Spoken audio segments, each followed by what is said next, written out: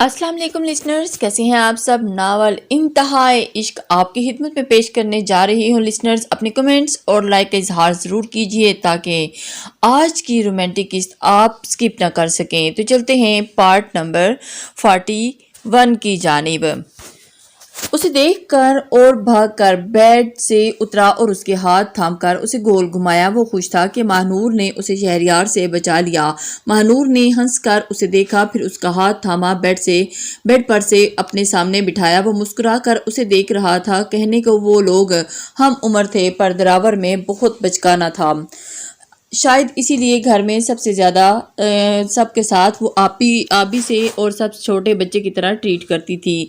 तो वो भी बच्चों की तरह से शरारतें करने और अपनी बात मनवाना से पीछे नहीं हटता था। क्या हुआ मानो, ऐसे क्यों देख रही हो? कहीं आबी ने तुम्हारे कान तो नहीं भरे कि जाओ दरावर को लाला की अदालत में पेश करो और कह दो कि तुमने बाजू पर चोट का झूठ बोला है। वो आबरू उठाकर शरारत में बोला, ऐसा नहीं है मिस्टर जीन। नूर ने मुस्कुराकर उसके बाल बिगाड़े। फिर कैसा है? वो मशकूक हुआ। नूर ने बात शुरू की। वो आहिस्ता आहिस्ता उसे समझा रही थी। उसे सारी बात बताई जो कुछ शहरयार ने उसे बताया था।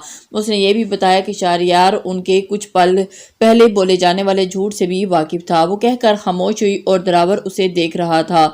मानो मैं मानता हूँ तब मेरी गलती थी, मैं शर्मिंदा हूँ इस सब के लिए, पर आज सच्ची मैं दोस्त से मिलने ही गया था। मुझे लाला ने मना किया था तो मैंने उस दिन के बाद कभी रेस नहीं लगाई। दरावर संजीदगी से कह रहा था, जानती हूँ, शहरयार को भी सब मालूम है। दरावर पर बड़ा भाई होने के नाते उन्हें तुम्हारी फिक्र है। क्या तुम्हें एक बार भी उनसे कहा कि तुम आइंदा ऐसा नहीं करोगे? क्या तुमने उन्हें यकीन दिलाया? कि उनके पूछने पर दरावर ने नफी में सर हिलाया। तो मेरे पागल भाई, जाकर बात करो अपने लाला से, क्योंकि उन्हें कहो कि तुम ऐसा नहीं करोगे, तुम खुद उन्हें यकीन दिलाओगे तो तुम देखना वो तुम्हें आइंदा कभी भी किसी चीज़ से नहीं रोकेंगे। उसने नरमी से दरावर का कंधा थपका। थैंक यू मानो। वो मुस्कुराकर उसका गाल खींचे बाहर निकली थी। जो ट्रे थामे अंदर दाखिल हो रही थी, उसने हैरत से दरावर को देखा और फिर एकदम से हैरान हो गई। ये सब क्या हो रहा है? उसने सवालिया अंदाज में नूर से पूछा और फिर सामने खड़ी इसे सारी बात बताने लगी। आबी हैरत से उसे सुन रही थी। और चलो हम भी देखते हैं दोनों बहन भाइयों का मिलन। और नूर ने मुस्कुराकर आबी का हाथ थामा। जैसे ही वो कमरे से बाहर निकलती सीढ़ियों की तरफ बढ़ने लगी, शहरयार बेड पर बैठा मोबाइल को यूज कर रहा था। और लाला, उसने पुकारा था कि शहरयार ने हैरान होकर उसे देखा। जैसे ही आओ बैठो, आओ मोबाइल रखकर वो एक साथ उसकी तरफ बैठकर उसकी तरफ मुतवज्जो हुआ। वो आगे बढ़कर उसे गले से लग गया। आई एम सॉरी लाला, उसने आहिस्ता से कहा। उसने शहरयार को मजीद हैरत ने घेरा।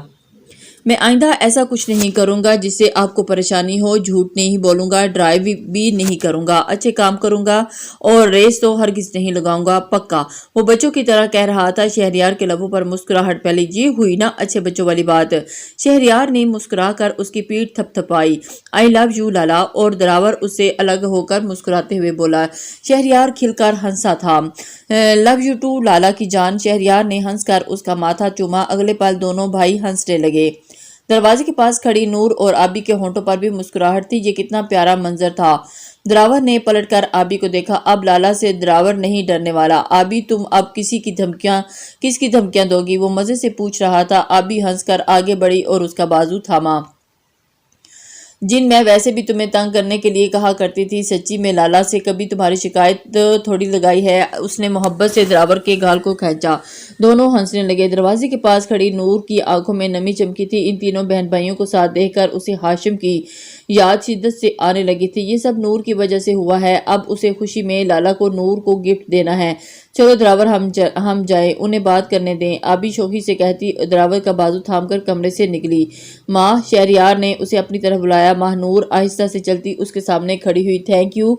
उसने महानूर का हाथ अपनी गिरफ्त में लिया और उसे देखती महानूर की आंखों में दिए जल उठे। दिल धड़क धड़क कर पागल हो रहा था। शहरयार उसका हाथ थामकर अलमारी की तरफ बढ़ा और उसका नाजुक हाथ गर्मजोशी में दबाकर छोड़कर फिर अलमारी खोली। महानूर बुत बनी खड़ी उसके वजीज चेहरे को देख रही थी। उसे ऐसा लग रहा था कि वो कोई हसीन ख्वाब देख रही है।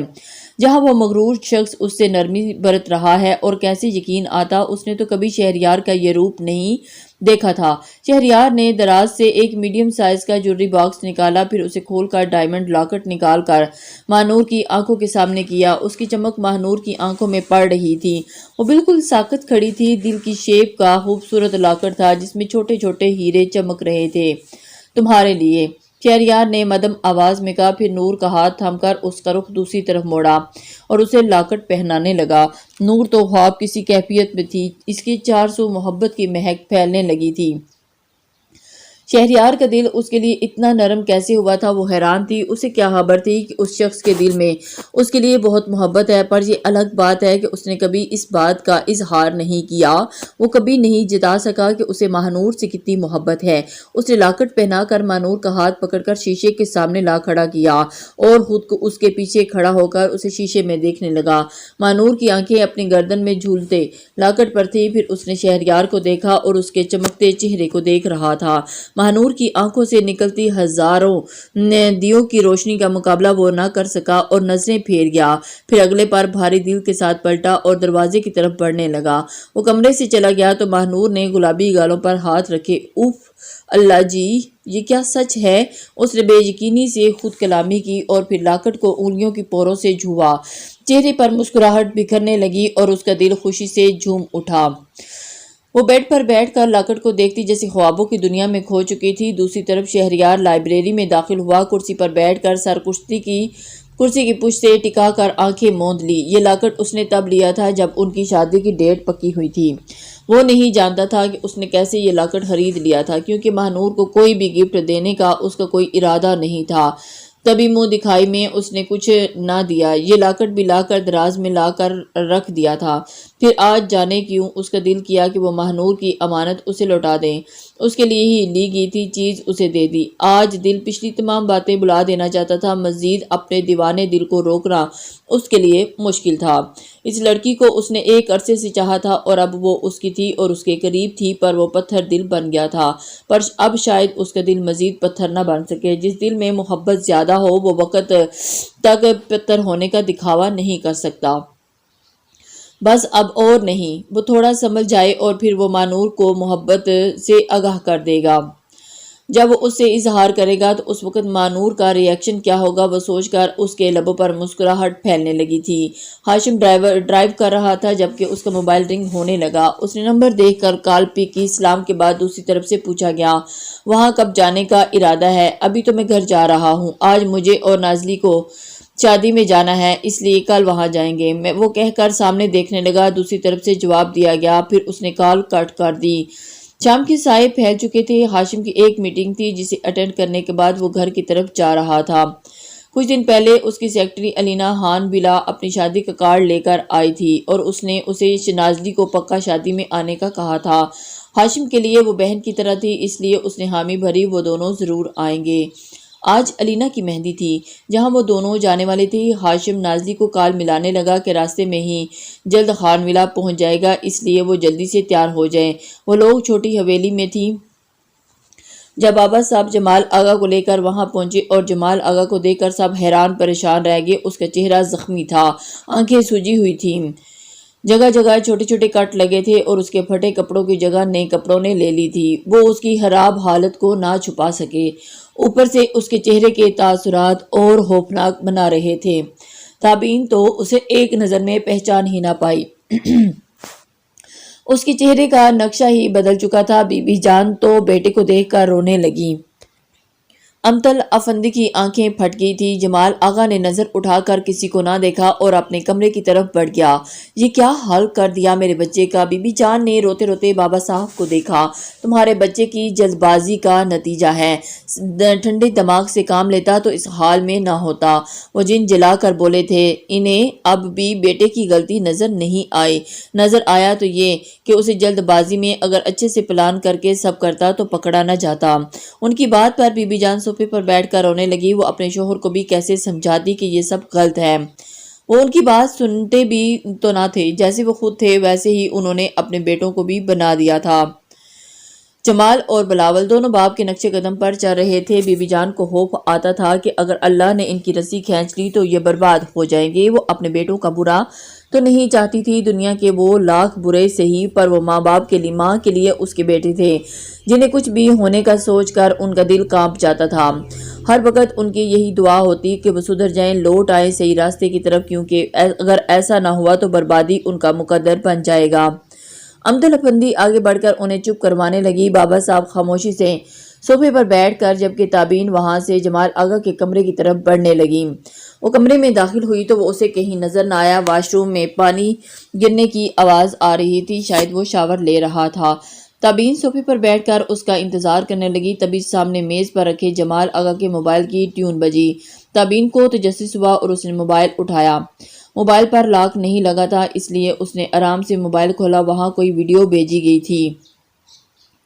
تابین نے پہلے سوچا کہ موبائل رکھ دے، پھر تجسس کے ہاتھوں مجبور ہو کر ویڈیو اوپن کی۔ تیز برستی بارش میں جمال آغا بے ہوش زمین پر پڑا تھا اور اس کی حالت اب 100 گنا زیادہ بری تھی۔ کپڑے پھٹے ہوئے تھے، چہرہ خون سے تر تھا۔ تابین کی آنکھیں پھیل گئی، کس نے جمال آغا کو خوب پیٹ کر اس کی ویڈیو بنائی تھی؟ بارش کے شور کے علاوہ سے اور کوئی آواز سنائی نہ دے رہی تھی۔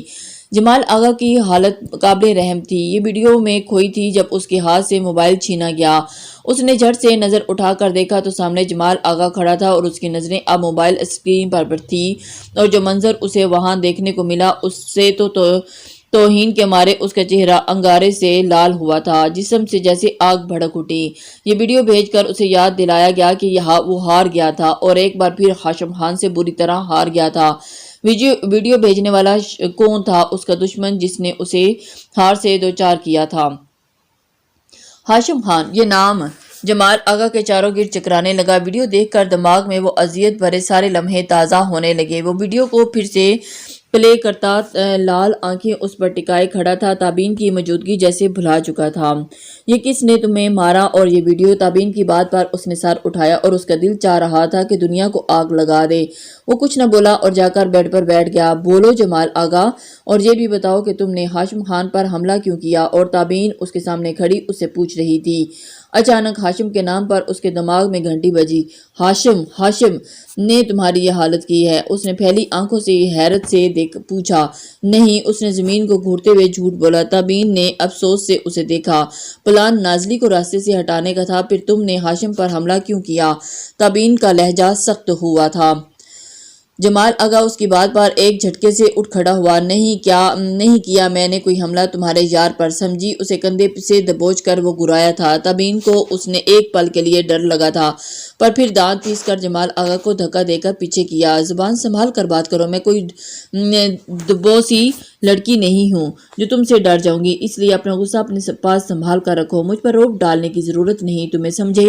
وہ انگلی اٹھا کر چباتے ہوئے بولی۔ جمال آغا کی آنکھوں سے چنگاریاں نکلنے لگی، پر زبان سے ایک بھی لفظ ادا نہ ہوا۔ اور وہ جھوٹ بولنا بند کرو، تمہاری حالت دیکھ کر اچھے سے معلوم ہو رہا ہے کہ کس نے تمہاری دھلائی کی ہے۔ بہت وقت لگے گا ٹھیک ہونے میں، اس لیے آرام فرماؤ، اور اب غصہ کرنے سے کچھ حاصل نہیں ہوگا۔ وہ طنزیہ مسکرا کر اس کی آنکھوں میں دیکھ کر کہتی پلٹی اور دروازے سے باہر نکلتی چلی گئی۔ اس کی بات پر جمال آغا کو جلا کر ہاک کر ڈالا تھا۔ وہ بیڈ پر گرنے کے انداز میں بیٹھا اور پھر بالوں کو زور سے مٹھیوں میں پینچا۔ تبھی اس کے موبائل کی ٹیون بجی اور اس نے بیڈ سے موبائل اٹھا کر چیک کیا، وہاں میسج آیا تھا۔ اس نے میسج اوپن کیا۔ کیسا لگا تمہیں اپنی دوا کا ذائقہ؟ تمہارا قزم ہاشم خان۔ اشارہ ویڈیو کی طرف کیا گیا تھا۔ طنز میں ڈوبا مذاق اڑانے والا میسج پڑھ کر جمال آغا نے اگلے پل گھبرا کر موبائل اٹھا کر سامنے دیوار پر دے مارا۔ پچھتاؤ گے تم ہاشم خان، پچھتاؤ گے۔ وہ ہار کر اس کے مقام پر تھا اور اس کی آنکھوں سے آنسو نکلنے لگے تھے۔ ہاشم کے میسج نے آگ میں جیسے پٹرول چھڑکا تھا اور اس کی ہستی کو جلا کر خاک ہو گئی تھی۔ وہ تابین کے سامنے تو اپنی توہین سے مر رہا تھا اور اس کی مردانگی کو کہاں گوارا تھا کہ ایک لڑکی کے سامنے وہ کمزور ثابت ہوا تھا، وہ بھی اس شخص کے مقابلے میں جسے مات دینے کے لیے اسے بڑی بڑی باتیں کی تھی۔ وہ لڑکی اس پر طنز کر کے چلی گئی تھی، یہ بات کیسے وہ برداشت کرتا؟ وہ بھی انہیں منہ توڑ جواب دے گا اور وہ لوگ دیکھتے رہ جائیں گے۔ اپنی سانسیں، اپنی آہیں تم پر وار بیٹھے ہیں، محبت تیرے صدقے ہم خود کو ہار بیٹھے ہیں، اس نے آج حسن ولا کال کی تھی اور کسی طرح بابا جان سے بات کر لے۔ وہ پہلے کئی بھی بار حسن افندی کے موبائل پر کال کر چکی تھی، پر پہلی بار جب انہوں نے کال اٹھائی تھی اور وہ خاموشی سے آنسو بہاتی رہی اور اس کی خاموشی سے وہ سمجھ گئے تھے کہ وہ نازلی ہی ہے، تبھی اس کے بعد انہوں نے اس کی کال پک نہیں کی تھی۔ اور پھر وہ لینڈ لائن پر فون کرتی، حسن افندی کا پوچھتی تو جواب یہی ملتا کہ وہ گھر پر نہیں ہے۔ آج بھی یہی جواب ملا تھا۔ وہ جانتی تھی کہ حسن افندی واپس آ گئے ہیں، پر وہ اس سے بات نہیں کرنا چاہتے تھے۔ آج پھر اس کے دل پر اداسی کے بادل چھائے ہوئے تھے۔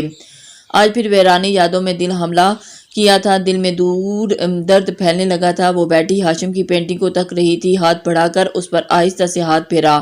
آپ بہت اچھے ہیں، پر کاش آپ یہ راستہ نہ اپناتے، کاش آپ خوشی کا پیغام لے کر میری زندگی میں داخل ہوتے تو آج میرے دل کا ایک کونا درد میں نہ ڈوبا ہوتا۔